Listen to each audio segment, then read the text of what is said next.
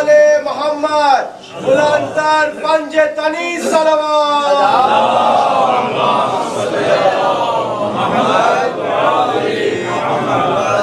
فاتحہ بدرگاہ شہدائے کربلا علیہ السلام.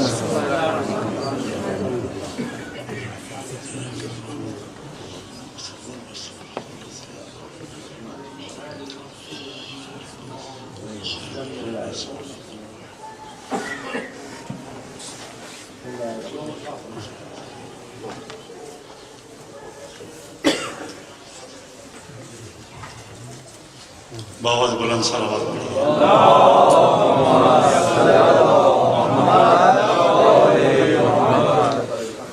اعوذ باللہ من الشیطان الرجیم. بسم اللہ الرحمن الرحیم.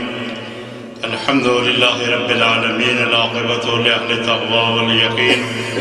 والصلاة والسلام علی اشرف الانبیاء والمرسلین خیر المبشرین والمنذرین شفیع المذنبین بعثہ رحمۃ للعالمین مولانا وسیدنا ونبینا ابی القاسم محمد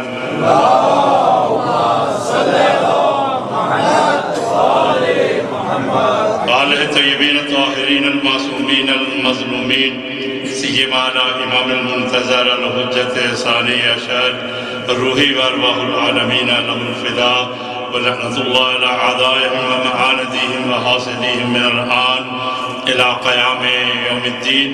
اما بعد فقد قال اللہ الکریم فی کتابہ الحکیم.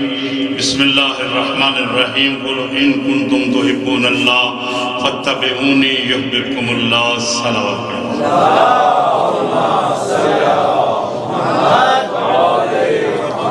بقیت اللہ العظم ولی اصل امام زمانہ حضرت حجت ابن الحسن العسکری ارواحنا فدا علیہ السلام کو ان کی جد امجد مظلوم کربلا حضرت امام حسین علیہ السلام اور شہداء کربلا علیہ السلام کی شہادت کے سلسلے میں تعزیت پیش کرنے کے لیے سب مل کر بلند آواز سے صلوات پڑھیں.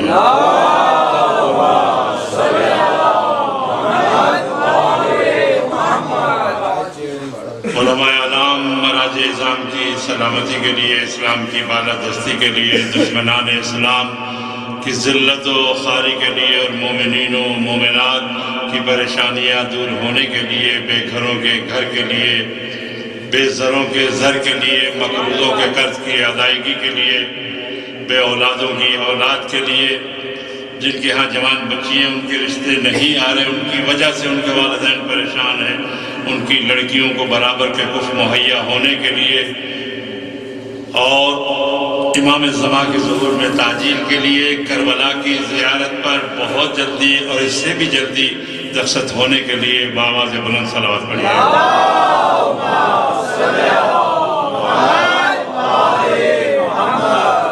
اللہم قل لولیک الحجت ابن الحسن صلواتک علیہ وعلا آبائی فی حاضر الساعة وفي كل ساعة وليا وحافظا وقائدا وناصرا ودليلا وعينا حتى تسكنه أرضك طوعا وتمتعه فيها طويلا.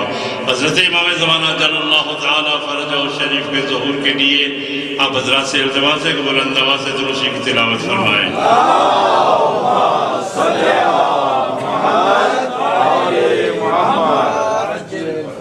اونا کے اہل زبان فارسی زبان هستن دیگر از شما معذرت میخوام دیگر که در زبان اردو من صحبت میکنم دیگر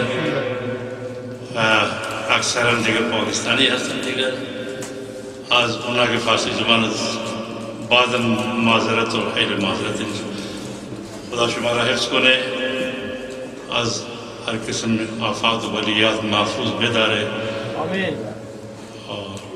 ایک گزارش آپ سے یہ ہے کہ جتنا آپ قریب بیٹھیں گے ممبر پہ کیونکہ ہمارے یہاں کا ایک دستور ہے ایک آداب ہے لکل شین آداب ہر شے کے لیے آداب ہے اور عزاداری کے لیے بھی آداب ہے. ہم حضرت سے التماس ہے کہ اس لیے کہ ہمارا عقیدہ ہے کہ اس محفل میں ظاہر ہے کہ یہ مجلس عزا ہے تو اس کو مجلس عزا کی شکل بنائے. بلند آواز صلوات پڑھیے.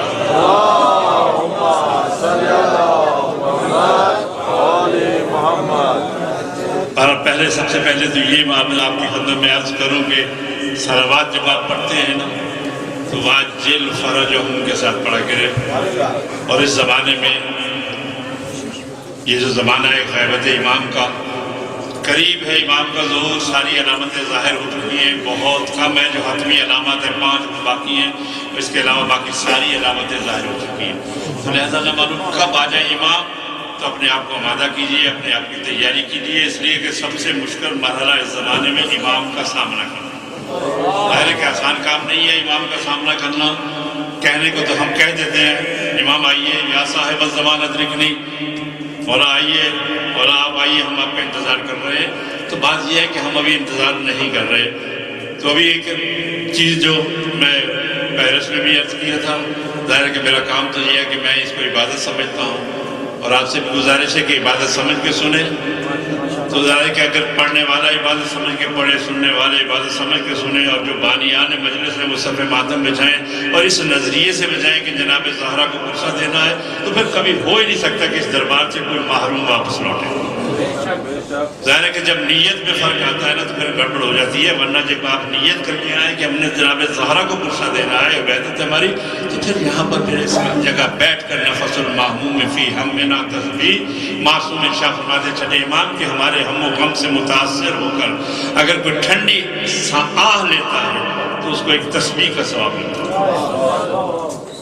تو ظاہر ہے کہ یہ بہت آدھی چیزیں ہیں۔ تو انسان جب یہاں پر بعض حضرات کے ذہن میں آتا ہے کہ مولانا یہ کیسے ہو سکتا ہے ایک آہ لے اور تسبیح کا ثواب ملے، تو بہرحال مجھے یہ نہیں سمجھ نہیں آتی کہ ماہ رمضان میں ایک سانس لینا تسبیح کے برابر ہے، وہ کیسے ہو سکتا ہے؟ وہ مجھے سمجھا دیں، میں یہ آپ کو سمجھا دوں۔ تو بہرحال یہ ہے کہ بات یہ ہے کہ انسان کے ذہن جو ہے نا اس طرف نہیں آتے، اور ہم یہ کوشش کرتے ہیں کہ جناب مولانا کو کام کی بات کیجیے۔ کام کی بات یہی ہے جو میں عرض کر رہا ہوں، یاد رکھیے کام کی بات وہ ہے۔ اب اکثر حضرات کے ذہن میں آتا ہے میں پڑھتا نہیں، لیکن میں ایک ضمناً بات کر رہا ہوں، پڑھنا نہیں ہے میں نے، ضمناً بات کر رہا ہوں کہ انسانوں کے ذہن میں یہ آتا ہے کہ وہ مولانا تو جنگ خیبر پڑھتے ہیں، جنگ خندق پڑھتے ہیں، جنگ بدر پڑھتے ہیں، اور پڑھتے ہیں، اس کے علاوہ تو کچھ پڑھتے نہیں۔ بات یہ ہے کہ کیوں یہ روکا جا رہا ہے ہمیں، اس کی وجہ آپ سمجھیں کہ جتنے فضائل پیغمبر اسلام نے مولا علی کے جنگوں میں دیے ہیں، جتنے تمغے مولا علی کے پیغمبر اسلام نے جنگوں میں دیے ہیں، وہ تمغے آپ سے محو ہو جائیں، آپ بھول جائیں مولا علی کی شان کیا ہے۔ اور پھر جب سے دیکھیں جنگیں یہ پڑی یعنی ختم ہو رہی ہیں، ہمارے بچوں میں وہ جذبہ ایمانی بھی ختم ہو رہا ہے۔ واہ واہ واہ سبحان اللہ۔ وہ جذبہ ایمانی بھی ہمارے بچوں سے ختم ہو رہا ہے۔ معصوم فرماتے ہیں کہ جو ہمارا محب ہے، جس کے دل میں ہماری محبت ہے، یہ نہ کہیے ہو سکتا ہے گھر میں نماز پڑھتا ہو، ظاہر کے طریقے سے سمجھائیے، ڈنڈا لے کے اس کو نہ ماریے کہ تاکہ دوبارہ وہ اس مسجد کا رخ ہی نہ کرے، امام بارگاہ کا رخ نہ کرے۔ بہرحال یہ کہ ان کو ترکیب سے کہیے، ہو سکتا ہے وہ گھر میں پڑھتا ہو۔ اور باقی معصوم فرماتے ہیں کہ ایک نہ ایک دن ہماری محبت اس کو اس عمل کی طرف لے آئے گی، تمہیں کوئی حق نہیں ہے کہنے کا۔ ظاہر کام کی بات کیجیے، مولانا کام کی بات کیجیے، ظاہر کس سے زیادہ کام کی بات کیا ہے؟ ہم نے تو بارہا دیکھا پیغمبر اکرم کو کہ پیغمبر نے مسائل کو روک کے فضائل کو بیان کیا۔ مسجد نبوی ہے، پیغمبر جو خطبہ دے رہے ہیں اور امام حسین علیہ السلام آ کے پاؤں پولجتا ہے اور امام حسین کہتے ہیں اور پیغمبر روتے ہوئے نیچے اترتے ہیں۔ اللہم صلی علی محمد۔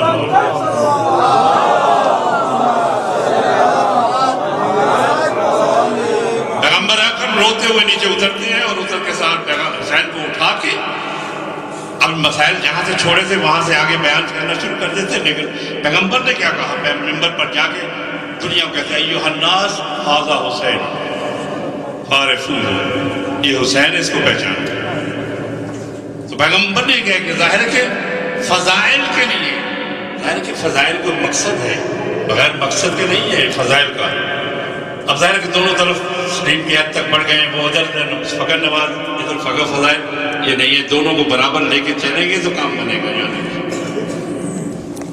من جلس مجلسا یحیی فیہ امرنا لم یمت قلب یوم تموت القلوب۔ پیغمبر معصوم ارشاد فرماتے ہیں کہ جو ایسی مجلس میں بیٹھ جائے، من جلس مجلسا، جو ایسی مجلس میں بیٹھ جائے جہاں ہمارے اوامر و فضائل کو زندہ کیا جائے، تو اس کا دل اس دن مردہ نہیں ہوگا جس دن لوگوں کے دل مردہ ہوں۔ سبحان اللہ سبحان اللہ۔ یاد رکھیے اس کا مطلب کیا ہے؟ مردہ جو ہے نا، اس کا دل اس دن مردہ نہیں ہوگا جس دن لوگوں کے دل مردہ ہوں گے. تو مردہ جائیں گے کہاں؟ جہنم میں جائیں گے. یعنی جنت ہے زندہ دلوں کے نام. زندہ دل جو ہے نا وہ جنت میں جائیں گے. اور بات یہ کہ جنت میں اور بھی ہے کہ جنت میں بوڑھے بھی نہیں جائیں گے. جنت میں جوان جائیں گے. اب ظاہر ہے کہ اگر کوئی کہے کہ جناب فلاں جنت کے بوڑھوں کا سردار ہے تو جنت میں بوڑھے سے جائیں گے. جنت میں فقط جوان جائیں گے. چنانچہ میں ہنس گیا تھا کہ بڑھیا آئی پیغمبر اکرم کی خدمت میں مسجد نبوی میں کہ یا رسول اللہ ایک سوال ہے. کہا کیا؟ کہا یہ بتائیے میں جنت میں جاؤں گی؟ پیغمبر فرماتے ہیں بوڑھے جنت میں نہیں جائیں گے. اب اسے سنا رونا شروع کر دیا کہ ہے کہ یہ کیا بات ہے، بوڑھے جنت میں نہیں جائیں گے، اس کا مطلب میں بھی جائیں گے. خواہش تو یہی ہے. بات یہ ہے کہ اس در پر آ کے یاد رکھیے کبھی بھی یہ خواہش نہیں کہ یہ جنت ہے. ان کی محبت ہی جنت ہے یار. کیا خوب کسی نے کہا اختر در بطور سے ادنا سی شے نہ مانگ، کم ظرف تو نے خواہش جنت فضول کی. ظاہر کہ اس در پر آ کے جنت، ظاہر ہے کہ جنت تو ہے ہی ان کے لیے جن کے دل میں ان کی محبت ہے.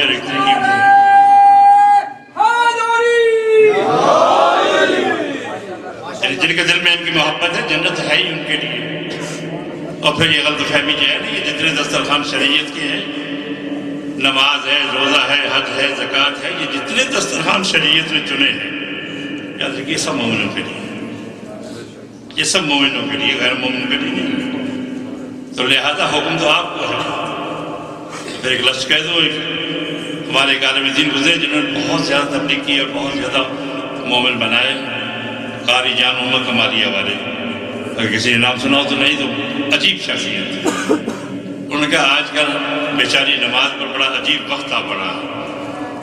جن کی قبول ہوتی ہے وہ پڑھتے نہیں، اور جن کی قبول نہیں ہوتی وہ ٹرک روک کے پڑھتے ہیں. یار نماز ہے ہی آپ کے لیے. نماز ہو سکتا ہے کہ ہم مولویوں نے، ہم ذاکروں نے، یعنی قصور دونوں طرف سے ہے. اگر انسان کہے کہ جناب یہ ذاکروں نے ہمیں اس طرف کر دیا کہ مولوی، بات یہ ہے کہ جن کو علم نہیں، جن کو معرفت نہیں، دو لفظ پڑھے اور ممبر پر آ گئے، پھر وہ ایسی بات کرتے ہیں کہ جس سے عوام خوش ہو. تاکہ ظاہر ہے کہ فضائل آپ نے بیان کر لیا اور ہمارے ایمان کا حصہ. فضائل کے بغیر ہماری زندگی نہیں ہے. اور یاد رکھیے ولایت اگر ہے ہمارے پاس تو سب کچھ ہے، ولایت کے بغیر کچھ نہیں ہے. کیونکہ ایک ہی عمل ہے جس کے ساتھ ساری عبادتیں مربوط ہیں. نماز کسی کے ساتھ مربوط نہیں، تنہا مستقل عبادت. روزہ کسی کے ساتھ مربوط نہیں، مستقل عبادت. حج کسی کے ساتھ مربوط نہیں، مستقل عبادت. کہ بس اگر نماز نہیں آپ پڑھ رہے، روزہ رکھ رہے ہیں تو روزے کا ثواب ملے گا. یہ نہیں کہ روزے کا ثواب نہیں ملے گا. یہ فقط ایک عبادت ہے جس پر تمام عبادتوں کو دار و مدار، اور وہ ہے ولایت محمد و آل محمد.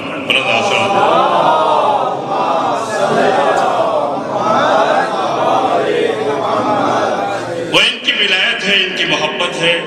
اگر یہ محبت ہے تو پھر باقی سارے اعمال قبول ہیں. تو آپ ہی سے سوال کیا جا رہا ہے، آپ ہی سے پوچھا جا رہا ہے، اور آپ نے پڑھ لیا. نماز کو ڈرنے والی شے نہیں، نماز پڑھے. ظاہر ہے کہ اگر نہیں کو پڑھتا تو آج سے اٹھے زائد کر کے اٹھے. اس لیے کہ نماز جو ہے کوئی ایسی شے نہیں ہے کہ جس سے آپ خوف کھائیں. یعنی بعض مومنین آتے ہیں نا، مسجد میں آئے تو منہ دوسری طرف کر کے گزر گئے، اور امام باڑے کی طرف آئے تو چوما پوسا دیے اندر آ گئے.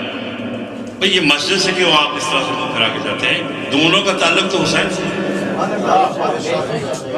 اگر حسین کربلا میں نہ آتے تو یہ مسجدیں ہوتی، یہ امام بارگاہیں ہوتی. یہ دونوں کا تعلق تو حسین سے ہے. یعنی مسجد بھی امام حسین کی ہے، امام بارگاہ بھی امام حسین کی ہے. فقط اتنا ہے کہ مجلس جہاں ہوتی ہے امام بارگاہ، وہ ہے مکتب ہے امام حسین کا، اور جو مسجد ہے وہ مقصد ہے حسین. اتنا فرق ہے، اور تو کچھ نہیں، اور کچھ نہیں. نماز ہے پھر زیادہ دیر نہیں. میں آپ سے یہ نہیں کہتا کہ آپ صبح سے لے کے شام تک جناب کیا کریں، کام اتنے ہیں کہ ہمیں فرصت نہیں ملتی. ہمیں فرصت نہیں ملتی تو فرصت اور کاموں کے لیے مل سکتی ہے. 15 منٹ کے لیے آپ وقت نہیں نکال سکتے. 17 رکعت ہے، میں سمجھ 14 یا 15 منٹ لگتے ہیں اس میں جناب، یعنی 14 منٹ یا 50 منٹ اس میں لگتے ہیں اس نماز 5 نمازوں میں پڑھنے میں. آپ تسبیح نہ کریں، آپ دعائیں نہ مانگیں، فقط نماز پڑھتے ہیں. اب دیکھیں اس کی برکتیں کتنی ہیں، اس کی رحمتیں کتنی ہیں، آپ کی زندگی میں کتنے اثرات آئیں گے۔ مولانا عمل بتائیے، اس سے بڑا عمل نہیں ہے، یاد رکھیے۔ آپ اپنے بچوں کو اپنے یہ ظاہر کہ بتائیے کہ ہم کیا ہیں، ہم کس کے ماننے والے ہیں۔ یعنی یہ کہ ظاہر ہے کہ جگہ پر یہ نماز آپ کے لیے ہے، کسی کے لیے نہیں۔ پوچھا آپ سے جانا ہے، کسی اور سے نہیں۔ اس لیے جن کو حکم ہی نہیں ہے ان سے پوچھا ہی نہیں جانا۔ پوچھا تو اسی سے جانا نا جن کو حکم ہے کہ یا ایھا الذین آمنوا، ایمان والو نماز قائم کرو، دوسروں سے نہیں۔ تو لہذا آپ سے پوچھا جانا ہے تو آپ تیاری کریں اور نماز۔ پھر میں پیرس میں مجالس کے دوران یہ لفظ پڑھا تھا اور شاید کسی کے دل میں یہ بات اتر جائے، لیکن نماز کوئی اتنی مشکل شے نہیں ہے، اتنی خوفناک شے نہیں ہے کہ جس سے ڈرے انسان۔ نماز جو آپ کے دلوں میں محبت اہل بیت ہے نا، اس محبت کے شکرانے کا نام ہے نماز۔ یعنی آپ نماز پڑھ کے شکر ادا کریں، پروردگار تیرا شکر ہے، اتنی عظیم نعمت ہمیں عطا کہ محبت اہل بیت جیسی قدر کیجیے اس کی۔ تو یہ نماز جو ہے پڑھیں گے، اور پھر جتنے آپ نماز پڑھیں گے لَئِن شَكَرْتُمْ لَأَزِيدَنَّكُمْ، جب تم شکر ادا کرو گے تو اللہ اس میں زیادتی کرے گا۔ ہر ایک زندگی فنا ہے، لیکن آپ اگر آل محمد کی محبت میں زندگی کو گزاریں گے تو پھر خدا اس زندگی کو بقا دے گا، اور اگر آل محمد کی محبت میں نہیں گزاری زندگی تو وہ تو ہے ہی فانی۔ اس کو بقا دینا چاہتے ہیں تو محبت کے ساتھ۔ اور اگر آپ اس نظریے سے زندگی مانگ رہے ہیں، پروردگار مجھے گھر دے، کیوں گھر دے؟ تاکہ میں اس میں حسین کا ذکر کر سکوں، تاکہ میں اس میں حسین کا ذکر کرا سکوں۔ تو پھر اس کا آپ کا گھر مانگنا عبادت ہے، آپ کا گھر میں رہنا عبادت ہے، آپ کا گھر میں سونا عبادت ہے، اس لیے کہ آپ نے نیت جو کی ہے اس سے آپ نے جناب زہرا کے دل کو خوش کیا، اس نے بیوی کے دل کو خوش کیا آپ نے۔ تو بہرحال یہ کہ ایک نیت سے، اور اسی طرح سے اگر کوئی کہے کہ مجھے پروردگار میں دکان پر جا رہا ہوں، مجھے آج گاہک بھی زیادہ ہے، پیسہ بھی مجھے زیادہ ملے، کیوں؟ آج فلاں سینما میں فلم لگی ہے، بچوں کو بھی لے کے جانا ہے، پیسے نہیں، تو آپ جتنی دیر بیٹھیں گے نا تو پھر ظاہر کہ سانس بھی سب کچھ ہے، وہ نیت کے ساتھ آپ کی عبادتیں بھی بدل جائیں گی، وہ بھی شیطان کی طرف۔ یعنی کہ ایک نیت معمولی سی نیت ہے، اس نیت کر کے آپ اپنے اعمال کو کیوں نہیں؟ اب ایک شخص ہے صبح کو اس نے نیت کی، صبح اٹھا کہ میں ابھی اٹھتا ہوں، وضو کرتا ہوں، نماز صبح پڑھوں، تو اللہ اپنے فرشتوں کو کہتا ہے جلدی سے لکھ لو اسے اعمال میں یہ نماز صبح کی طرف۔ اب فرشتوں نے لکھ دیا، اب کافی دیر ہوگی فرشتے انتظار کر رہے ہیں کہ ابھی یہ اٹھے گا، ابھی یہ لوٹا اٹھائے گا، ابھی یہ باتھ روم جائے گا، ابھی یہ وضو کرے گا، پھر بعد نماز پڑھے گا۔ سورج نکل آیا، اٹھا ہی نہیں۔ فرشتے پروردگار سے کہیں گے پروردگار تو نے کہا تھا، ہم نے لکھ دیا، لیکن اس نے تو فقط دل میں ارادہ کیا، دل میں ارادہ کیا اور یہ اٹھا تو ہے نہیں، نماز اس نے پڑھی نہیں، یہ پھر ہم کاٹ دیں۔ کہا نہیں، اسی لیے تو میں نے جلدی سے کہا تھا لکھ دو، اس لیے ارادہ تو کیا ہے ویسے۔ تو یہ خدا کتنا مہربان ہے، کتنا سخی اور کریم ہے خدا۔ ہمارے ماں باپ ذرا سی بات پر ناراض ہوتے ہیں، نکل جاؤ میرے ملک سے، نکل جاؤ میرے گھر سے، اور خدا نے کبھی کہا ہے کہ میرے ملک سے نکل جاؤ؟ کبھی نہیں کہا۔ اور ایک نسخہ آپ کو سامنے بتاؤں، اور فری آف کاسٹ، اس کی کوئی فیس نہیں ہے، نسخہ بتا رہا ہوں، اگر اس کو آپ اپنے دامن سے باندھ لیں گے نوجوانوں تو یاد رکھیے کبھی آپ راہ راستے نہیں ہٹ سکتے۔ اور میں ایک ماں باپ سے کو متعلق بھی یہ بات عرض کرتا ہوں ماں باپ سے کہ اپنی اولاد کو محبت علی میں راسخ کر دو، پھر دنیا کے کسی کونے میں بھیج دو، کبھی وہ غلط راستے کی طرف جا سکتے۔ ادب اولادکم بحب علی ابن ابی طالب، معصوم کا فرمان ہے کہ اپنی اولاد کو ادب سکھاؤ محبت علی کے ساتھ، اپنی اولاد کو تربیت کرو محبت علی کے ساتھ۔ لیکن ہم نے تو اس سب سوچنا ہی نہیں کرنا، ہم نے کہا کیا ہے؟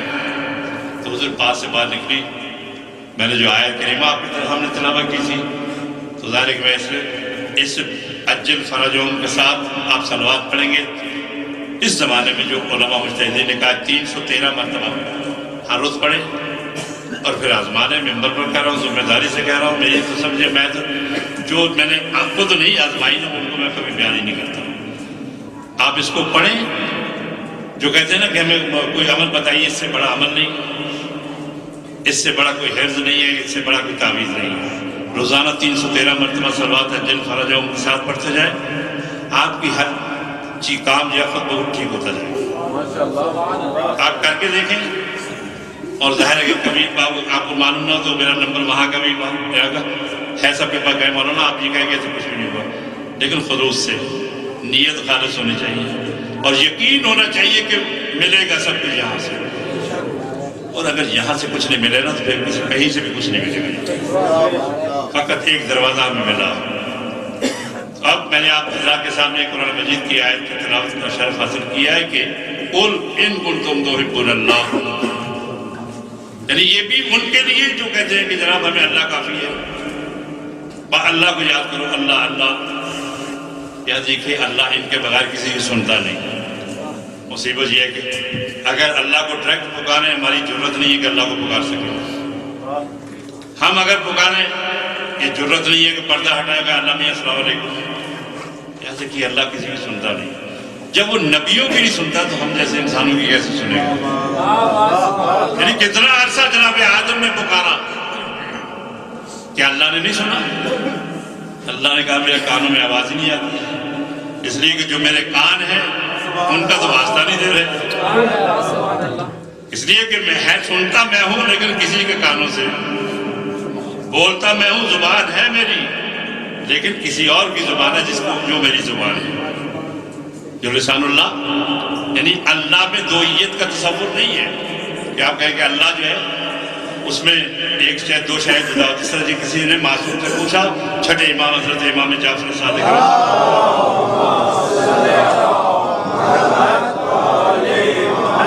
مولا یہ بتائیے کہ وہ جو نور کوہ طور پر جس کی تجلی چمکی تھی وہ کس کا نور تھا؟ اللہ کا نور تھا؟ آپ نے فرمایا نہیں، اس لیے کہ اللہ سے نہ کوئی شاید جدا ہوتی ہے نہ اس میں کوئی داخل ہوتی ہے، وہاں مرکب نہیں ہے، وہاں یہ چیز کا تصور ہی نہیں ہے۔ کہا کس کا نور تھا؟ آپ نے فرمایا وہ ہمارے انوار کی ایک جھلک تھی۔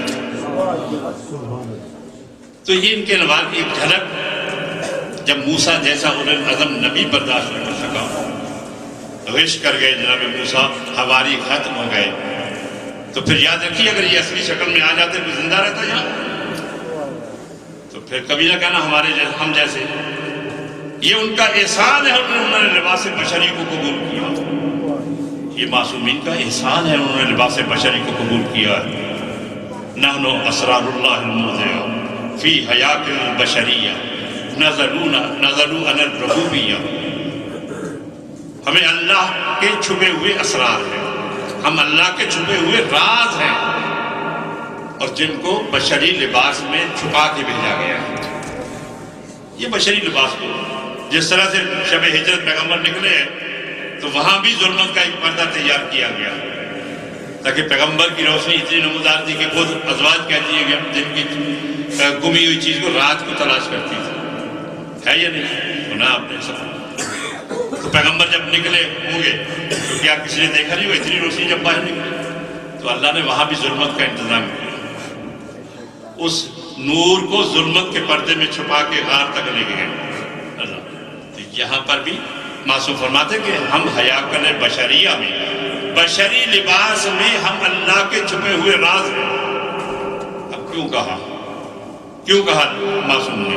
اس لیے کہا کہ آج ہر ایک بحث ہوتی ہے وہ کن جیسے ہم جیسے، جس طرح سے ہم چلتے پھرتے ہیں وہ بھی چلتے پھرتے ہیں، تو معصوم نے بات واضح کر دی کہ دیکھو ہمارے متعلق نہ سوچنا، ہمارے متعلق نہ سوچنا، اس لیے کہ تمہارے جسم ہیں اور ہمارے جسم تمہاری روحوں کی طرح۔ یعنی ہمارے جسم پر کبھی سلام ہوتا ہے؟ کسی مولوی کے جسم پر سلام ہوا؟ کسی مولوی کے بدن پر سلام ہوا؟ کسی عام انسان کے؟ لیکن آپ زیارت پڑھیے، زیارت وارث، وَعَلَىٰ أَجْسَامِكُمْ وَعَلَىٰ أَجْسَادِكُمْ وَعَلَىٰ أَرْوَاحِكُمْ، جسموں پر سلام، روحوں پر سلام، آپ پر سلام، یعنی ہر شے پر اور پھر جب یہ زمانہ امام زمان تک پہنچا تو پھر سلام کہاں تک پہنچا؟ جب تک امام حسین کی منزل تھی سلام بدنوں پر سلام، جسموں پر سلام، روحوں پر سلام، اور جب امام زمانہ تک پہنچا تو زیارت آل یاسین پڑھ گئی۔ السلام علیکہ حین تقوم، میرا سلام ہو جب آپ کھڑے ہوتے ہیں۔ السلام علیکہ حین تقعد، میرا سلام ہو جب آپ بیٹھتے ہیں۔ السلام علیکہ حین تسجد، میرا سلام ہو جب آپ سجدہ کرتے ہیں۔ السلام علیکہ حین ترکع، میرا سلام ہو جب آپ رکوع میں جاتے ہیں۔ تو امام کی ہر ادا کو سلام ہو رہا ہے، تو اس کا مطلب کہ ہم میں ان میں فرق ہے یا نہیں؟ ان کی ہر ادا پر سلام، ان کے ہر حرکت و سکون پر سلام، جس طرح سے قرآن کی ہر زیر و زبر پر سلام ہے، تو یہ قرآن ناطق ہے، ان کی بھی ہر زیر و زبر پر سلام ہے۔ اگر قرآن شفا ہے تو یہ بھی شفا ہے، اگر قرآن پرانا نہیں ہے تو یہ بھی ان کے فضائل بھی پرانے نہیں ہیں۔ مولانا فضائل تو بہت پرانے ہو چکے، چھوڑیے کوئی اور کام کی بات نہیں ہے۔ تو میں نے کہا کبھی مولوی صاحب سے جا کے بھی کہہ دیا کرو کہ مولوی صاحب آج ہم نماز میں سورہ الحمد نہیں سنیں گے، بہت پرانی ہوگی، کتنا عرصہ ہوگا سنتے سنتے تھک گئے، چھوڑے ہو۔ جب سورہ الحمد پرانی نہیں ہے تو یاد رکھیے سورہ الحمد جہاں سے شروع ہوتی ہے وہ نقطہ کیا ہے، وہ بھی پرانا نہیں ہو سکتا۔ یہ فقط سمجھ کا پھیر ہے کہ ہماری سمجھ کا پھیر کہ جناب فضائل پرانے ہو گئے، فضائل پرانے نہیں ہیں۔ جب نماز پرانی نہیں ہے، قرآن پرانا نہیں، جب صامت قرآن پرانا نہیں ہے تو پھر ناطق قرآن کیسے پرانا ہو سکتا ہے؟ جب صامت قرآن ایک ہر زیر یا زبر کو بدلے اور اس پر ایمان نہ لائے، وہ دائرہ اسلام سے خارج ہے کہ قرآن پر، تو پھر یاد رکھیے ناطق کی کسی صورت کا انکار کرے۔ وہ 114 صورتیں ہیں، یہاں 14 صورتیں ہیں۔ جب وہ معصوم ہے تو یہ بھی معصوم ہے، وہ معصوم ہے تو یہ بھی معصوم ہے۔ جو مقام ان کا ہے، بلکہ ناطق بولنے والے کا مقام زیادہ ہوتا ہے، نہ بولنے والے سے بولنے والے کا مقام زیادہ ہوتا ہے۔ قرآن تو خاموش ہے۔ اب قرآن کہتا ہے میرے ذریعے مردے زندہ ہوتے ہیں۔ اب بتائیے آپ میں سے کسی نے دیکھا قرآن پڑھ کے کسی نے مردے کو جلایا، کسی نے مردے کو زندہ کیا؟ بتائیے آپ میں سے۔ قرآن نے دعویٰ کیا ہے کہ مجھ سے مردے زندہ ہوتے ہیں میرے کلام پڑھنے سے، البتہ ہم نے مرتے دیکھا ہے۔ جس کو روح نہ نکل رہی سورہ یاسین پڑھو۔ بھائی قرآن مارنے کے لیے نہیں آیا، قرآن آپ کو زندگی دینے کے لیے آیا، اور زندگی تب ملے گی جب آپ اہل قرآن سے پوچھیں گے، جب ان سے پوچھیں گے جن پر قرآن نازل ہوگا۔ کسی اور دروازے پر جائیں گے تو قرآن آپ کو نہیں۔ یاد رکھیے جنہوں نے قرآن کہا قرآن کافی ہے، انہوں نے کبھی یہ نہیں کہا، زندگی ان کی گزر گئی، کبھی یہ نہیں کہا کہ اگر قرآن نہ ہوتا تو میں ختم ہو جاتا۔ کیا کہنا قرآن ناطق تیری عظمت ہے، یعنی اس نے کہہ دیا مجھے قرآن کافی ہے، لیکن کبھی اس نے یہ نہیں کہا کہ اگر قرآن نہ ہوتا تو میں ہلاک ہو جاتا، میں ختم ہو جاتا۔ لیکن قرآن ناطق کے متعلق اس کو کہنا پڑا کہ یا علی اگر آپ نہ ہوتے تو ہماری تو عزت ہی ختم ہو جاتی، ہمارا وجود ہی ختم ہو جاتا، ہمارا وجود ہی مٹ جاتا۔ تو آپ کی برکت سے تو یاد رکھیے قرآن ٹھیک ہے، اب قرآن کو پڑھیے لیکن قرآن ناطق کو بھی سمجھیے۔ دونوں چیزیں برابر رکھیے، ایک ہاتھ میں قرآن صامت ہے، ایک ہاتھ میں قرآن ناطق رکھیے۔ اگر دونوں کو برابر نہیں رکھیں گے آپ تو یاد رکھیے قرآن نبی اکرم کی اس حدیث پر۔ اب یہ دیکھیے اگر ہمیں قرآن کافی ہوتا یا اللہ کافی ہوتا تو خدا نے کہا میرے حبیب ان سے کہہ دو قل ان کنتم تحبون اللہ، ان سے کہہ دو کہ اگر تمہیں دعویٰ ہے کہ ہم اللہ کے محب ہیں، ہم اللہ والے ہیں، اللہ کی تسبیح کرنے والے ہیں، تو اللہ اس طرح سے نہیں، اللہ کی تسبیح کرنے سے اللہ نہیں راضی ہوتا۔ اگر اللہ کو راضی کرنا ہے، اگر اللہ سے محبت کرنی ہے تو پھر یاد رکھیے فاتبعونی، میرے حبیب کی پیروی کرو، میرے حبیب کی اتباع کرو، میرے حبیب کے نقش قدم پر چلو۔ اور پھر جب میرے حبیب کے نقش قدم پر چلو گے تو پھر تمہیں کہنے کی ضرورت نہیں ہے کہ اللہ میں محبت کرنا چاہتا ہوں، تو اللہ خود کہتا ہے کہ جب تم میرے حبیب کی پیروی کرو گے یحببکم اللہ، اللہ آٹومیٹک بلا فاصلہ جب محبت پوری ہوگی تو اللہ آپ سے محبت کرے گا۔ یاد رکھیے جس سے اللہ محبت کرے، آپ کسی کے سے دوستی رکھتے ہیں تو دوستی کا تقاضا کیا ہے؟ آپ کا دوست مخلص ہے تو آپ کوشش کرتے ہیں اس کے عیبوں کو چھپائیں، ہے یا نہیں؟ تو اللہ اگر کسی سے محبت کرے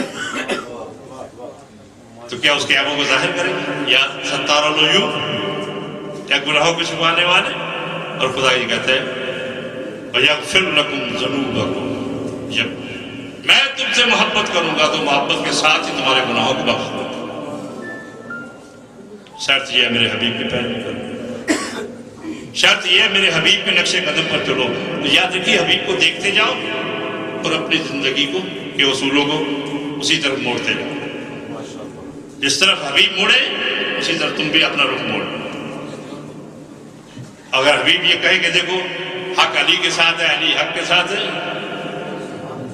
تم ادھر جاؤ، حق ادھر جائے گا جہاں علی جائے گا، تو پھر آپ بھی اس طرف چلیں۔ پھر آپ ظاہر ہے کہ آپ خود خیال کریں نا کہ جب ایک شے علی کے پیچھے جا رہی ہے وہ ہے حق، ہے یا نہیں؟ اور آپ بھی علی کے پیچھے ایک تو حق ہو اور آپ کے کام ایسے ہوں کہ جناب اس کو حق کا تصور بھی نہ آئے تو پھر شرم نہیں آئے گی۔ یعنی یہ تصور کر لیجئے کہ حق آپ کا پیر بھائی ہے، یعنی جس حق کا جو پیر ہے وہ پیر ہمارا بھی پیر ہے، تو لہٰذا ایک مرید کی شان یہ ہے کہ وہ حق ہے، تو لہٰذا ہمیں بھی ہر کام حق ہونا چاہیے۔ بھائی اتنا یہ ہے کہ اپنے آپ کو تصور کر لیجئے کہ ہم مولا علی کے چاہنے والے ان کے پیروکار ہیں، تو قدم اٹھائیں تو بس سوچ کے اٹھائیں کہ آیا مولا اس سے راضی ہے یا نہیں، اور مقام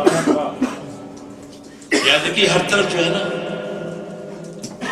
اب یہ بھی بات جو ہے نا اکثر کہا گیا کہ تقویٰ کی تعریف ہم مولویوں نے دین کو زیادہ ہی سخت کر دیا ہے۔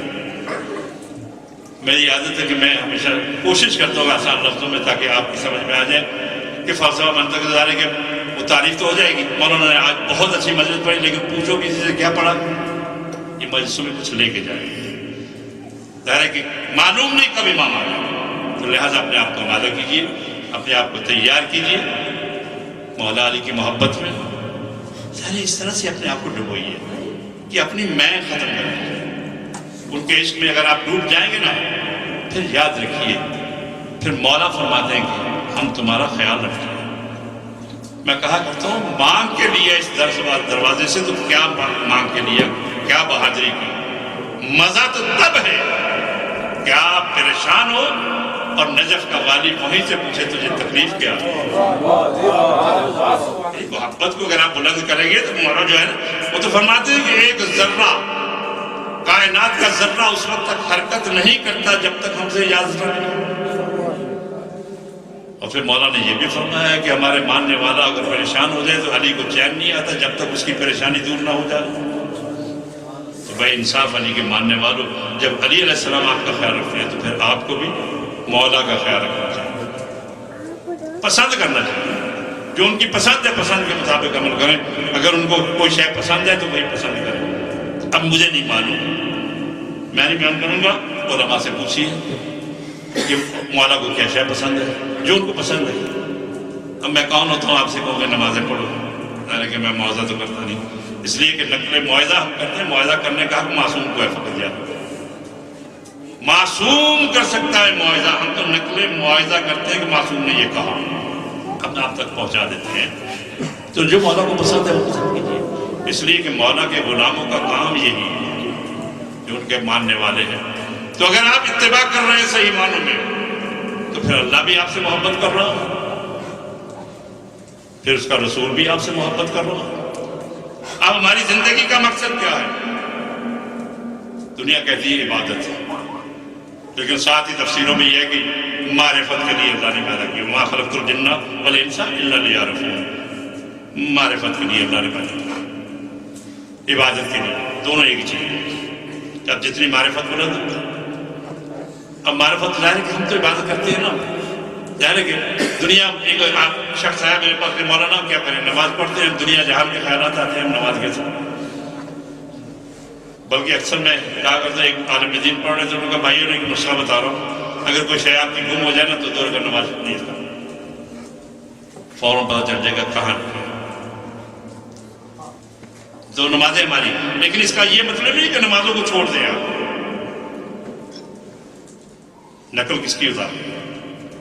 جناب موسیٰ علیہ نبی علیہ السلام یہ جب نکلے ہیں نا بات بنی اسرائیل کو لے کر ساتھ، فرعون کا لشکر پیچھے، جناب موسیٰ اور ساتھ ہی ان کے بنی اسرائیل کے آدمی ساتھ، جب نکلے ہیں نکل گئے، اب فرعون میں لشکر کے دریا میں داخل موجے میں لی آپس میں، فرعون لشکر غادر ہوا اور جناب موسیٰ دوسرے کنارے پر کھڑے دیکھ رہے تھے. دیکھا کہ فرعون کے دربار کا ایک مسخرہ جو ہے وہ باہر کھڑا کہلا، باقی سب غرق ہو گئے. فوراً مناجات کی، پروردگارا یہی تو میرا سب سے بڑا دشمن تھا. کہا موسیٰ تیرا دشمن تھا؟ کیسے؟ کہا یہی تو میری نقلیں اتارتا تھا جا کہ موسیٰ جو ہے ایسے نماز پڑھتا ہے، ایسے سجدہ کرتا ہے، ایسے رک جھکتا ہے، یہی تو میری نقلیں اتارتا تھا. تو کیا جواب دیا پروردگار نے؟ موسیٰ کس کی نقلیں اتارتا تھا؟ کہا میری.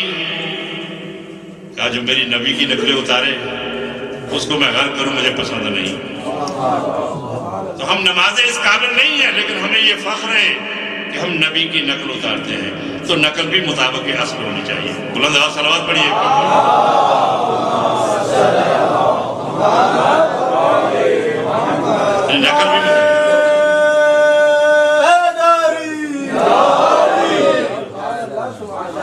نقل بھی مطابق اصل ہونا چاہیے. اگر مطابق اصل نہیں تو وہ نقل جو ہے آپ کے منہ پر مار دے. تو نماز پڑھیں کہ نماز جناب خوشبو وضو نہیں آتا، ٹھیک ہے نماز پڑھتے ہیں، ہمارا کام ہے نماز پڑھنا، قبول کرنا ان کا کام ہے. بھئی شفاعت کریں گے، ان کا کام ہے شفاعت کرنا، شفاعت کرنا. پر اگر آپ کو پریشانی آ جائے حدیث غذا پڑھیں. اب اکثر لوگ کہتے ہیں کہ مولانا آپ دعا کمال کے متعلق نہیں کہتے تھے. میں کہا کرتا ہوں دعا کمال پڑھے، لیکن یہ تو سوچے دعا کمال میں ہے کیا. اس میں اپنے گناہوں کا اعتراف، تو گناہوں کا اعتراف تو کر لیا آپ نے، اب بخشوانے کا انتظام بھی کیجیے. اب گناہوں کی مغفرت کے لیے بھی انتظام کیجیے. دعا کمال پڑھیے، اس کے بعد حدیث غذا پڑھیے، تاکہ اہل بیت کے توسل سے اپنے گناہوں ختم ہو.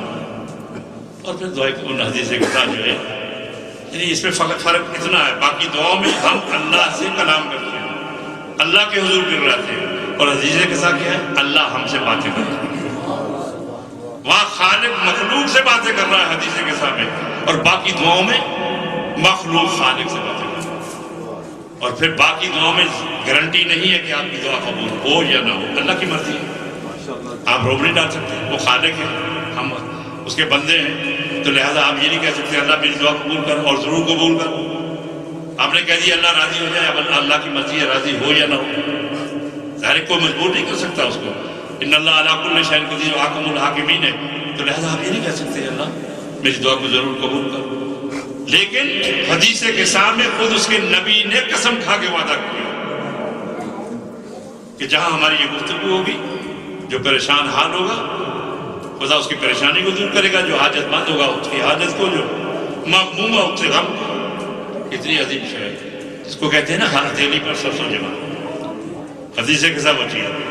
تو آج حدیث غذا سے بھی یہ حدیث غذا کو نہ چھوڑیے، دعائے کمال کو بھی نہ چھوڑیے، جو دعائیں آپ پڑھ رہے ہیں ان کو بھی نہ چھوڑیے، تو اپنی پرانی روش جو ہے نا اس کو بھی نہ چھوڑیے. یاد رکھیے ہمارے بزرگ گزر گئے کیا پڑھتے تھے. مجھے یاد ہے بچوں کو اکٹھا کر کے وہ حدیث غذا پڑھتے تھے، تھوڑی سی چینی رکھ لینی، یہ شکر رکھ لینی، اور حدیث غذا پڑھ کے سب بچوں کو ہم انتظار کرتے تھے شب جمعہ آئے گی گھر میں حدیث غذا. اور آج کل نہیں ہے. کیوں؟ اب پھر گھروں میں اپنے دیکھیں آفات پریشانی آ رہی ہیں. کیوں؟ ہم نے برکتوں والوں کا تذکرہ چھوڑ دیا. ہم نے جو برکتوں والے تھے ان کا تذکرہ چھوڑ دیا. صاحبان برکت کون ہے؟ پنجتر پاک معصومین ہے. جناب زہرا کا ایک نام ہے مبارکہ، برکتوں والی بیوی. تو جب برکتوں والے بیوی کا تذکرہ نہیں کریں گے تو گھر میں برکتیں کہاں سے آئیں گے؟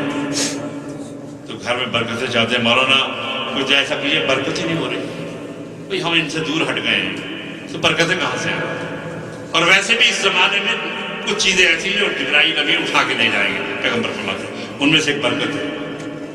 آپ خود آپ کے سامنے پچھلے سال محرم آیا تھا، پھر آ گیا، اتنی جلدی محرم آیا کہ انسان تصور نہیں کرتا، ورنہ پہلے پورا سال ہم انتظار کرتے تھے، کچھ بچپن میں مجھے یاد ہے، اور یہ اس انتظار میں رہتے تھے محرم آئے گا کالے کپڑے پہنے گیا، والدہ ہمیں رنگ کر کے دیکھ، ظاہر ہے کہ اب زمانہ ترقی کر گیا، اب ہم کپڑے سلوا کے رکھتے ہیں، پہلی محرم کو یہ پہننا، دوسری محرم کو یہ پہننا، ظاہر ہے کہ جتنا ہم ترقی کرتے جا رہے ہیں تو دعا بھی ہماری پیچھے ہٹتی جا رہی ہے۔ آپ خلوص سے دعا کریں، آپ خلوص سے جناب زہرا کو پرسا دیں تو کبھی ہو نہیں سکتا کہ آپ کی دعا رد کریں۔ من بکا علی الحسین و ابکا و تبا کا وجبت لہ الجنہ، اور امام رضا علیہ السلام کا ایک فرمان،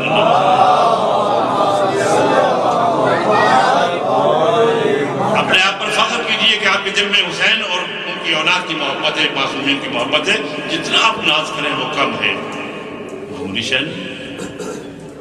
معصوم میرے خیال فرماتے ہیں من اراد اللہ بہ خیرا قذف فی قلبہ حب الحسین، اللہ کسی کے ساتھ نیکی کا ارادہ چاہتا ہے، اللہ کسی کو سیدھے راستے پر قائم رکھنا چاہتا ہے، اللہ کسی کے ساتھ اس کو ثواب دینا چاہتا ہے، اللہ کسی کو اس کو سیدھے راستے پر چلانا چاہتا ہے، تو کیا کرتا ہے؟ قذف فی قلبہ حب الحسین، اس کے دل میں حسین کی محبت کو بھر دیتا ہے۔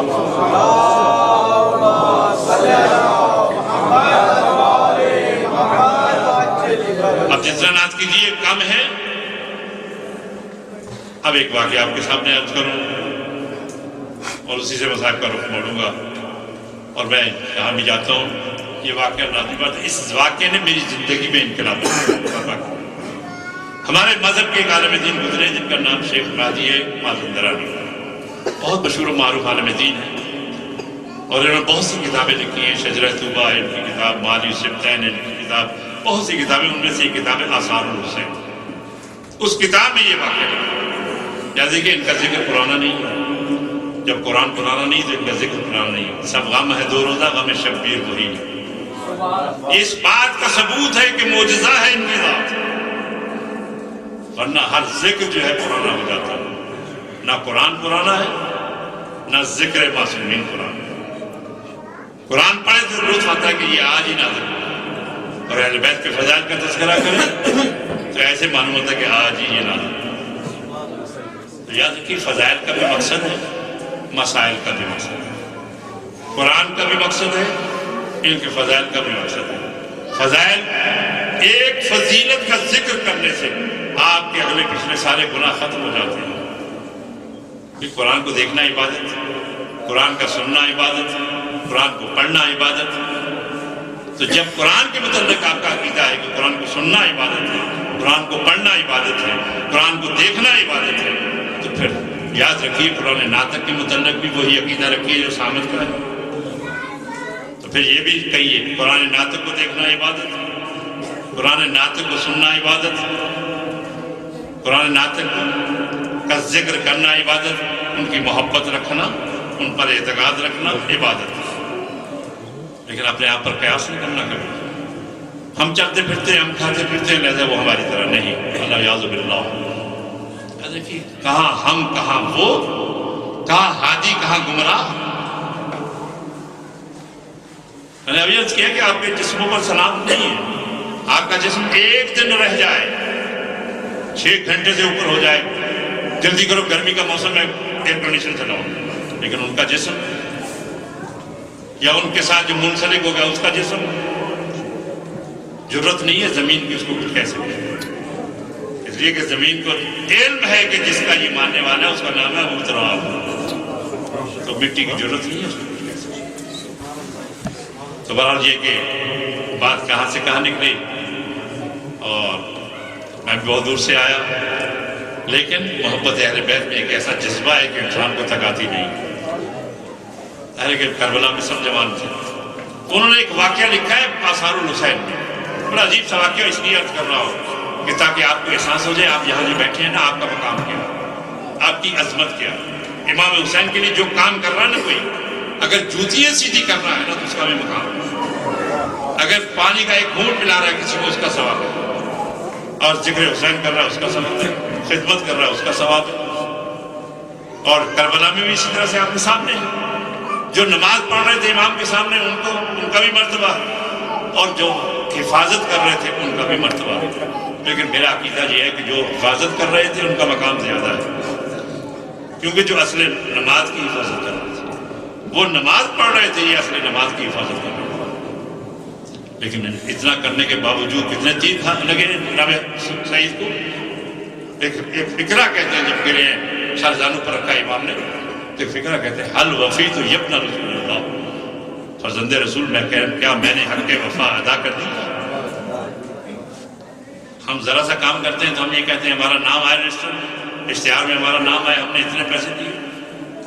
امام حسین کی راہ میں کچھ دو، ایک ہاتھ سے دو، دوسرے ہاتھ کو خبر نہ ہونی چاہیے، خبر نہ ہو، اس لیے یہ مال آپ کا نہیں ہے، انہوں نے دیا، ان کے صدقے میں ملا، ان کے صدقے میں ملا ہے۔ اگر آپ دیں گے تو وہ کبھی ادھار نہیں رکھیں گے، یاد رکھیں گے۔ اگر آپ ان کی راہ میں خرچ کر کے دیکھیے، اگر ہزاروں کے حساب سے نہ آپ کو ملے تو پھر مجھے پکڑ لیں، لیکن خلوص سے۔ انہوں نے لکھا ہے کہ ایک شخص ہے ملا عباس، اس کا نام ہے، ہمارے مازندران میں، ایران میں مازندران کا علاقہ، وہاں ایک شہر ہے جاوش، اس جاوش کا رہنے والا ہے یہ ملا عباس۔ ملا کہتے ہیں ایران میں یا افریقہ میں کہ جو منقبت پڑھے، سلام پڑھے، سلام پڑھے، نوحہ پڑھے، اس کو ملا کہتے ہیں۔ لیکن عربی کی اصطلاح میں ملا تو کہتے ہیں اسی کو کہ جو اپنے زمانے میں اس کے برابر کوئی نہ ہو، لیکن آج ملا، یہ ملا تھا، یہ نوحہ پڑھتا تھا، سلام پڑھتا تھا، لوگوں کو ماتم کراتا تھا، اس کا کام۔ لیکن ہر سال ایک کام کرتا تھا، اور وہ کام یہ کہ ہر سال کربلا جاتا تھا، 40 نوجوانوں کو سامنے۔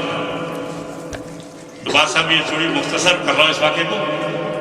ایک سال کچھ نوجوان اس کے پاس آئے کہ ملا عباس اس سال ہم نے بھی جانا ہے، ہمیں بھی ساتھ لے کے چلو۔ کہا اس سال تو میں نہیں جا رہا۔ کہا کیا بات ہے؟ کچھ مجھے پریشانی ہے مالی جس کی وجہ سے نہیں جا رہا۔ کہا اگر ہم وہ مل کے دور کرتے ہیں چلو گے؟ کہا ہاں۔ نوجوانوں نے مل کے اس کی پریشانی دور کر دی۔ قافلہ تیار ہوا، ملا عباس آپ نے پرچم عباس لے کر آگے آگے، شیخ مہدی مازندرانی لکھتے ہیں کہ آگے آگے ملا عباس، پیچھے نوجوان، اور پہلی دفعہ کربلا جاتا ہے۔ کیسے منزلیں طے کرتے ہوئے ایک منزل باقی تھی کربلا۔ ملا عباس نے کہا تھک گئے سارے، اترو، فرش بچھاؤ، کھانے کا انتظام کرو، کھانا کھائیں۔ تھوڑی دیر کے بعد ملا عباس نے کہا وہ دیکھو سامنے روشنی کس کی نظر آ رہی ہے؟ کہا ہمیں معلوم نہیں، ہم تو پہلی دفعہ۔ کہا یہ کربلا کی امام حسین کے حرم کی روشنی، خدا کرے ہم پہنچیں اور یہ روشنی دیکھیں، اپنی آنکھوں سے دیکھیں کہ جہاں فرشتے رکنا اور طواف کرنا اپنے لیے باعث فخر سمجھتے ہیں، یعنی فرشتے تمنا کرتے ہیں پروردگارہ ہمیں کیوں نہیں، ہمیں اجازت دے، ہم بھی جائیں۔ جو ایک دفعہ آتے ہیں نا فرشتے واپس جاتے ہیں، وہ پھر قیامت تک نہیں آتے۔ ہر روز کتنے نہ جانے سینکڑوں ہزاروں کے حساب سے فرشتے آ رہے ہیں امام حسین کو۔ آئیے، اور آج رات کون تھی؟ یہ کا شب جمعہ۔ کہا تمہیں معلوم ہے شب جمعہ امام حسین کی زیارت کا بڑا ثواب ہے؟ جو شب جمعہ امام حسین کی زیارت پڑھتا ہے یہ کرتا ہے، روایت میں کہ 1,24,000 انبیاء اس سے مسافہ کرتے ہیں۔ تو تھک چکے ہو، مجھے بہت علم ہے، لیکن امید کرو ایک منزل باقی ہے، کربلا چلو، زیارت کر کے اس کے بعد آرام کرو۔ قافلہ تیار ہوا، چل پڑے، کربلا پہنچے۔ اس زمانے میں ہوٹل نہیں تھے، یہ سرائیں ہوتی تھی بڑی بڑی، اس میں بڑے بڑے ہال ہوتے تھے۔ ایک ہال ہم نے لیا، کہتے ملا عباس کہتے ہیں نوجوان وہاں بیٹھے اپنا اپنا سامان رکھنے لگے، سونے کی تیاری کرنے لگے۔ میں نے کہا سونا نہیں، چلو پہلے حرم جا کے زیارت کر پھر آگے سوئیں گے۔ ملا عباس کہتے ہیں نوجوانوں کو ساتھ لے کر میں حرم میں پہنچا۔ جو کربلا گئے نا ان کو علم ہے کہ باہر سے آپ جو ہے رواق سے پہلے باہر سین میں کھڑے ہو کے دیکھیں تو وہاں سے سیدھا سامنے زری نظر آتی ہے، لیکن 2 دروازے ہیں۔ ایک دروازے کو عبور کریں تو اندر جو رواق میں جناب حبیب اللہ مظاہر کریں، یعنی اب بھی ایسے محسوس ہوتا ہے کہ حبیب اللہ مظاہر اب بھی پہرا دے رہے ہیں، اب بھی جو پوچھ آتا ہے اس سے پوچھتے ہیں تم کون ہو، اپنا حدود دربار بتاؤ امام صاحب۔ تو دوسرا دروازہ آپ عبور کریں گے تو سامنے چلنا۔ تو جب نوجوان وہاں پہنچے نا سین میں، وہاں سامنے کھڑے ہوئے، تب ملا عباس کہتے ہیں نوجوان تڑپ کے میرے پاس آئے کہ ملا عباس جب وطن میں ہم ہوتے تھے تو نوحہ پڑھتا تھا، ہم ماتم کرتے تھے، زری سامنے ہے، ہم تصور کر کے کرتے تھے، آج یہ سامنے زری ہے، نوحہ پڑھ ہم ماتم۔ مولا عباس کہتے ابھی نہیں، پہلے زیارت کرو، 2 رکعت نماز پڑھو، اس کے بعد پھر کہتے میں ان کو لے کے اس نے دخول پڑھا، زیارت پڑھی، زیارت پڑھا، بہت تیزی سے میں واقعہ اس کے بعد چند فکریں میں نے جو رونے کی یعنی دن ہے اور رونے کی بہار ہے، اس لیے کہ نہ جانے کون کون انتظار کر رہا ہے مصائب سننے کا، ہم نہیں، میں آپ کا نام لے رہا، نہ جانے کون کون انتظار کر رہا ہے، میں کچھ نہیں کہہ سکتا، اس لیے کہ ایک بی بی تو لازمی انتظار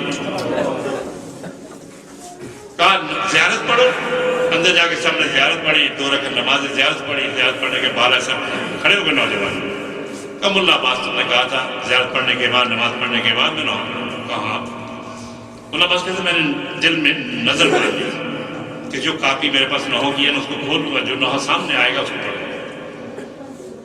مولا عباس کہتے میں نے جو انہوں نے کہا میں نے کاپی کھولی، سامنے جو نحو آیا نا وہ کہتے شہزادہ علی اکبر، کہتے میں نے نحو پڑھا، نوجوان ان سے نہیں جو پہلی مرتبہ کربلا جا رہے ہیں، پہلی مرتبہ کربلا جا رہے ہیں، ان سے پوچھنا چاہتا ہوں جب کربلا پہنچے آپ تو آپ کے دل کی کیفیت کیا تھی؟ وہی بیان کر سکتا ہے، دوسرا نہیں بیان کر سکتا۔ اور روایات میں کہ انسان اگر یہ سوچ کے جائے تو مولا کے حرم میں ایسے ہی پہنچ جائے تو زندہ واپس نہیں آ سکتا۔ روایات میں کہ جب حسین کا ماننے والا حرم میں پہنچتا ہے، آگے سے آقا حسین اس کے سینے پر ہاتھ رکھتے ہیں۔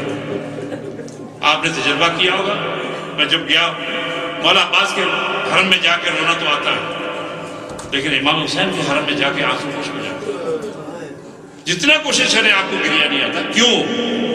اس لیے کہ اگر امام حسین ہاتھ نہ رکھے روایت میں تو کوئی زندہ باہر نہیں آ سکتا حرم سے۔ بھئی کہاں تصور کر کے کہاں سامنے قتل ہوا، سامنے گنجش ہوا، سامنے شہزادہ علی اکبر قائد ایک طرف اور شہزادہ علی اصغر حبیب ابن مظاہر، ایک کربلا کا میدان سامنے، انسان کہاں برداشت کرتا؟ تو حضور مولا عباس کہتا ہے میں نے نحو پڑھا علی اکبر، تو دیوار سے دنیا کی آواز، اتنا ماتم ہوا، جی بھر کر پوچھا دیا سب نے، کہتے فارغ ہوئے ہم چلے اس سرا کی طرف، جا کے اپنے ہار میں جا کے لیٹنے کی تیاری کرنے لگے کرنے۔ اب کہتے ہم ابھی نیند اور بیداری کے عالم میں تھے، درمیان میں تھے، ابھی پوری طرح نہیں سنے تھے کہ دک البابو ہمیں کہتے ایک غلام حبشی، موٹے موٹے ہونٹ حبشی غلام کھڑا، اس نے مجھے سلام کیا، میں نے جواب سلام دیا۔ اس کے بعد کہتا ہے کہ مولا عباس کہاں ہے؟ کہا کیا بات ہے؟ اس سے مجھے ملنا ہے۔ کہا مولا عباس میں بتاؤں، کہا مبارک خوشا بحال تیرا۔ کہا کس بات کی مبارک، کس بات کی خوشا بحال مجھے کر رہے ہو، کس بات کی مبارک تیرا؟ کہا آقا نے فرمایا، مجھے بھیجا ہے آقا نے کہ مولا عباس سے کہو اب آدھا ہو جائے، میں اس کو دیکھنے آ رہا ہوں۔ یہ آپ کو بتا رہا ہوں کہ امام حسین علیہ السلام کی جو عزادار ہے ان کا مقام کیا ہے، اپنے ذہن میں رکھیے، اپنی عظمت کو پہچانیے، آپ کا مقام کتنا بڑا ہے۔ مولا عباس کہتے ہیں کہ میں نے کہا جلدی سے بتاؤ وہ آقا کون ہے جس کا نام تم لے رہے ہو؟ کہتا ایک ہی آقا جس کی خاطر تم اتنے سفر کر کے آئے۔ مولا عباس کہتا کون؟ آقا حسین۔ کہا تو کہتے میں تڑپ گیا، میں نے کہا جلدی سے مجھے بتاؤ آقا حسین کہا، میں خود جاؤں گا۔ تو وہ حبشی غلام یہ کہتا ہے کہ امام حسین علیہ السلام نے یہ بھی کہا تھا کہ اگر مولا عباس کہے نا آنے کا، تو کہتے ہیں نا آقا حسین نے یہ کہا ہے تم بہت دور کا سفر کر کے آئے ہو، تھکے ہوئے ہو، میں خود آ رہا ہوں، میں خود آ رہا ہوں تمہارے پاس، بہت دور کا سفر کر کے آئے ہو۔ مولا عباس کہتا ہے میں نے جب سنا امام کا حکم ہے میں وہی رک گیا، غلام چلا گیا، میں نے اسی عالم میں نوجوانوں کو آمادہ کیا کہ امام حسین تشریف لا رہے ہیں، تو تیاری عزاداروں، امام حسین کا غم بنانے والوں، عزاداری سید و شہداء میں حصہ لینے والوں، خدا آپ کی اس عبادت کو قبول فرمائے۔ بڑی عظیم عبادت ہے۔ مولا عباس کہتا ہے کہ تھوڑی دیر کے بعد دروازہ کھلا اور ایسے لگا جیسے سورج نکلے اس کی شعائیں پہلے آتی ہیں، راہوں کے جلوں میں نے دیکھا امام حسین آئے۔ کہتے میرے تابع ضبط نہ رہی، میں نے چاہ دوڑ کے جا کے امام کے ٹانگوں پر سر رکھوں۔ تو کہتے ہیں امام میرے ارادے کو بھانپ ہوئے، کہتے ہیں ملا عباس آگے نہ بڑھنا، آگے نہ بڑھنا، میں خود تیرے پاس آ رہا ہوں، تو بہت دور سے ہے، تھکا ہوا ہے۔ کتنے کریم آقا ہیں۔ آپ ذہن میں رکھیں ایک بات، یاد رکھیے، میں نے جتنی روایتیں پڑھی ہیں، علماء سے سنا ہے، جتنی روایتیں پڑھی ہیں، نجف والے امام کربلا آتا ہے، کاظمین والے امام کربلا آتے ہیں، سامرا والے امام کربلا آتے ہیں، مشہد والے امام کربلا آتے ہیں، جنت البقیع والے امام کربلا آتے ہیں۔ لیکن میں نے یہ کسی کتاب میں نہیں پڑھا کہ امام حسین کبھی اس جگہ گئے، امام حسین کبھی مشہد گئے، امام حسین کبھی سامرا گئے، امام حسین کبھی نجف گئے، امام حسین کبھی کاظمین گئے، امام حسین کبھی جنت البقیع گئے، نہیں۔ کیوں؟ شاید اس کی وجہ یہ ہے، علماء مقاصد بیان کرتے ہیں، اس کی وجہ یہ ہے کہ سب نے مل کے فیصلہ کیا، حسین تو کربلا کا تھکا ہوا ہے، زخمی ہے، ہم تیرے پاس آئیں گے، تو نہ آنا۔ اجرکم اللہ، اجرکم اللہ سوائے میں معصومین کے، کسی غم میں آپ کو مبتلا نہ کرے، رونے رلانے والوں میں ہم سب کو معصوم کرے۔ عزتدارو، ملا عباس کہتا ہے کہ میں نے جب امام نے کہا تو میں رک گیا، امام قریب آئے، میں نے قدم میں سر رکھا، عقیدت کا اظہار کیا، نوجوان آتے گئے، سارے سلام کرتے گئے، دست بوسی کرتے گئے، پاؤں پر سر رکھتے گئے۔ بعد میں امام بھی بیٹھ گئے، نوجوان بھی بیٹھ گئے۔ اب امام نے ایک ایک کو پوچھنا، دیکھو ہر نوجوان سے پوچھا تیرے ماں باپ کا کیا حال ہے، تیرے بھائیوں کا کیا حال ہے، گھر والوں کا کیا حال ہے، سب کا حال احوال پوچھ کے ایک مرتبہ امام فرماتے ہیں ملا عباس تمہیں معلوم ہے کہ آج میں کیوں آیا ہوں تیرے پاس؟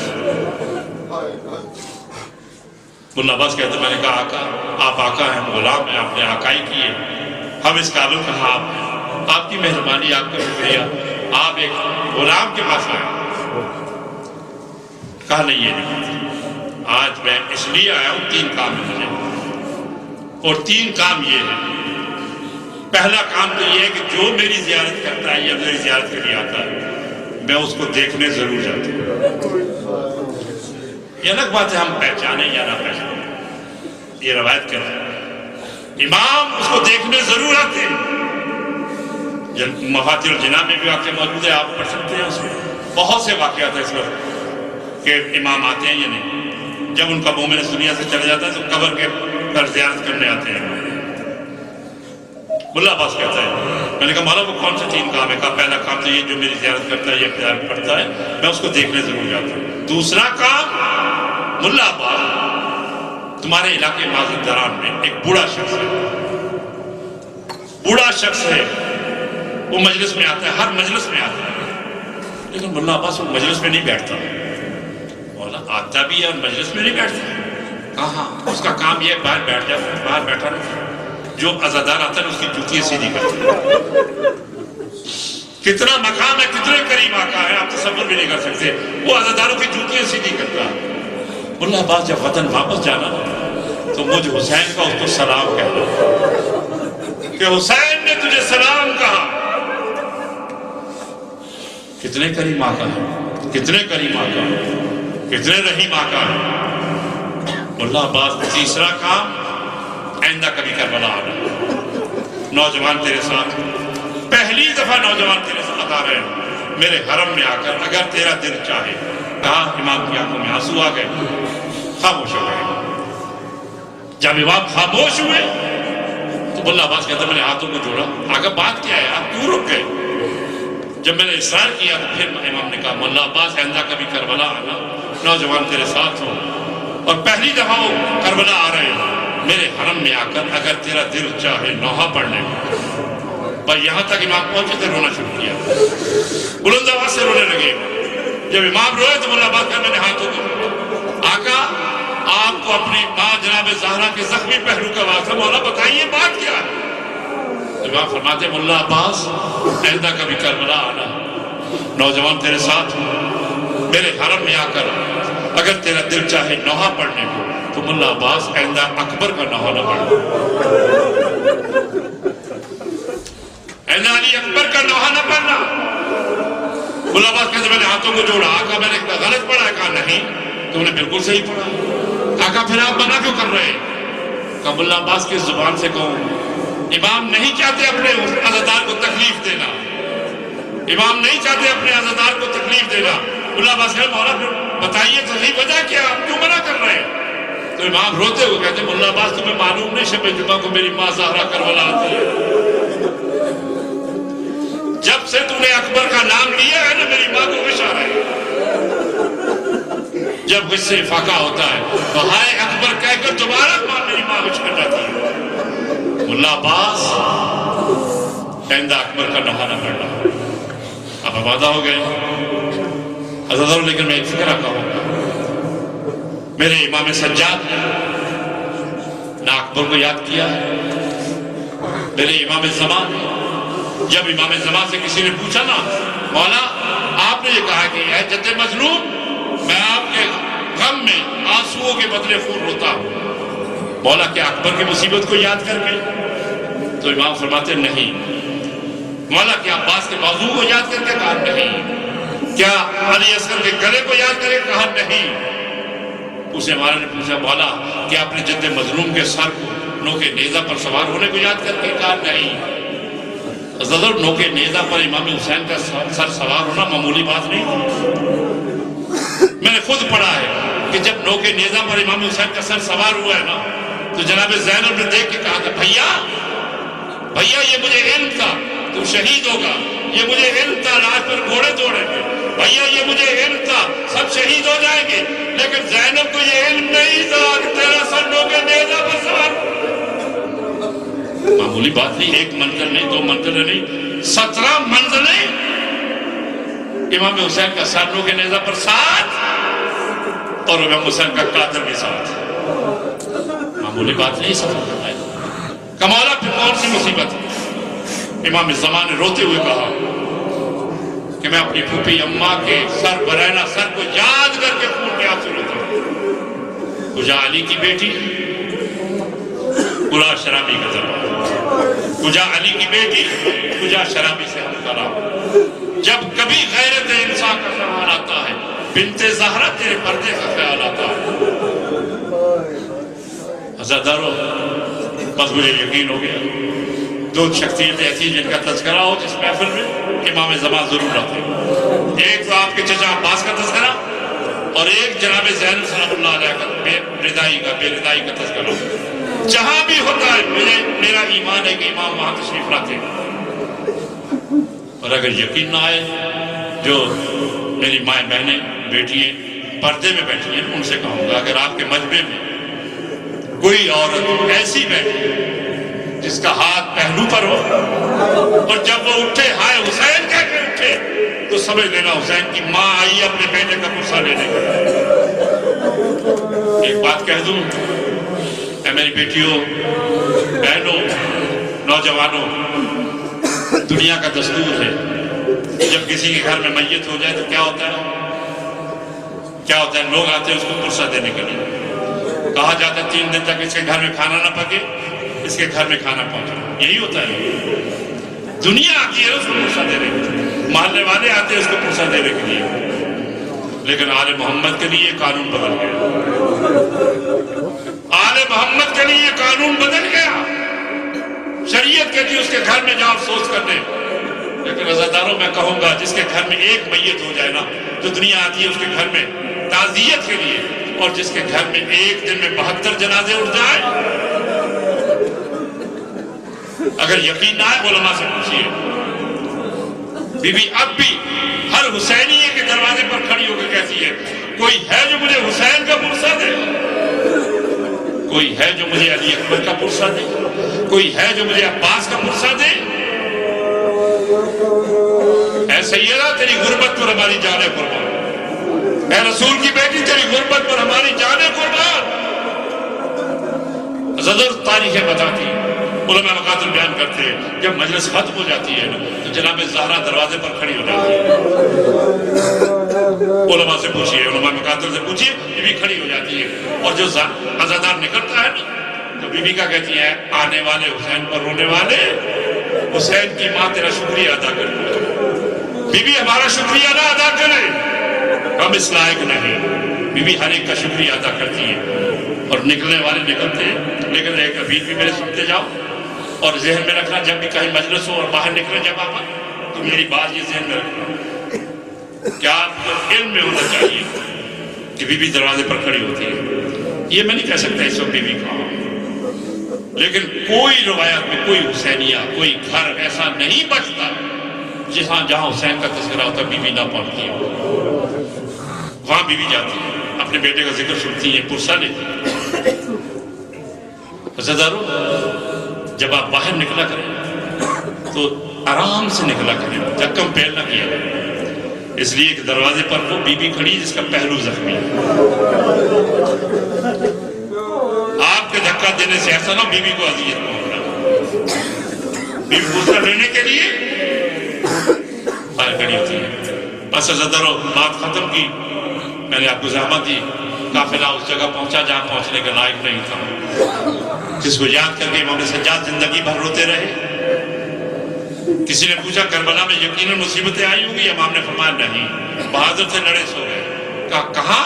امام نے 3 مرتبہ کہا الشام الشام الشام. بس عزیزارو، اسی سے اندازہ کیجئے امام حسین کا عشرہ جو ہے وہ عشر عاشور کو ختم ہو گیا، اور علی کی بیٹی جناب زینب کا عشرہ نہ جانے کب تک جاری رہے گا.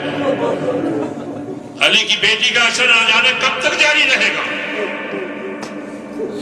قافلہ پہنچا، قافلے کو ٹھہرایا.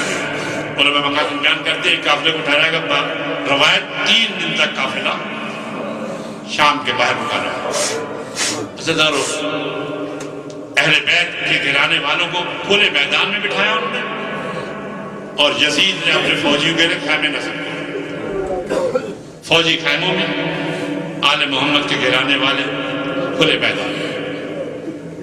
اور کہتے ہیں امام حسین کا ہم نے سر مبارک، شام کا فوجی کہتا ہے، ایک درخت کی شاخ کے ساتھ لٹکا دیا تھا.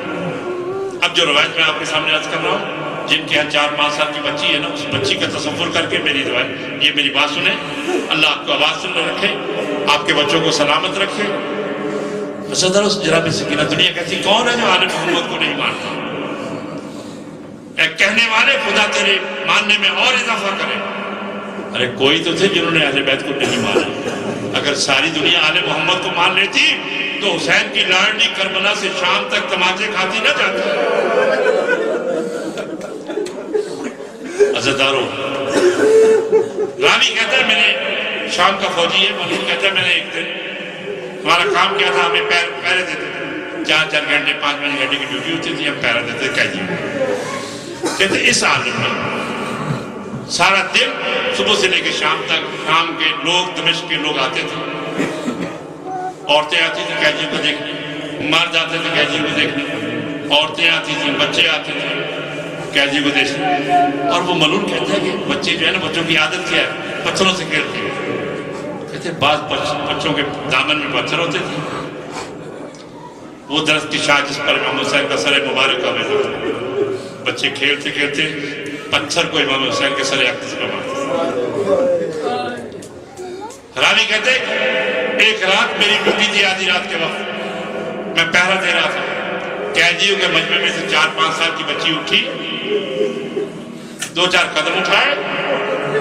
بچی نے دیکھا کہ میں پہرا دے رہا ہوں، بچی دوبارہ جا کے ڈر کے سو گئی. اب مجھ سے آپ پوچھیں بچی کیوں سوئی؟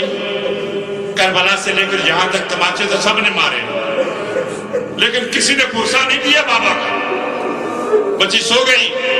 وہ ملون کہتے ہیں میں نے سوچا دل میں کہ میں دیکھوں تو صحیح بچی چاہتی کیا. میں نے جا کے میں بھی سو گیا، لیکن آنکھیں میری آدھی کھلی تھی. میں دیکھوں کہ بچی کرتی کیا. اولاد والوں جن کے یہاں بچی ہے 4 اس کا تصور رکھیں، بچی کرتی کیا ہے. کہتا میں نے دیکھا اپنی آنکھوں سے، تھوڑی دیر گزری بچی اٹھی.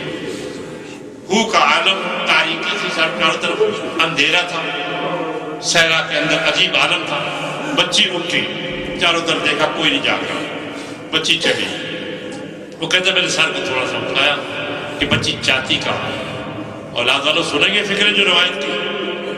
بچی چلی، چھوٹے چھوٹے قدم اٹھاتی چلی. کس طرف چلی؟ اس درخت کی طرف چلی جس درخت کی شاخ کے ساتھ امام حسین کا سر مبارک آویزہ تھا. ذرا بچی چلتی چلتی، وہ ملون کہتا ہے اس شاخ کے نیچے پہنچی. شاخ کے نیچے جب پہنچی ہے، یا صاحب الزمان، دل نہیں میرا کرتا کہ سخت مسائل پڑھو، لیکن امام زمانہ کا ارشاد ہے کہ دنیا کو بتاؤ ہم پر کیا ظلم و ستم گزر گیا۔ بعض روایت میں کہ جو ہمارے مصائب کو چھپائے اس کا حشر و نشر خولی اور ملو شمر کے ساتھ، دنیا کو بتاؤ ہمارے بچوں کے ساتھ کیا ظلم ہوا۔ بچی وہاں پہنچی، وہ ملون کہتا ہے میں نے دیکھا اپنی آنکھوں سے، سر اٹھایا۔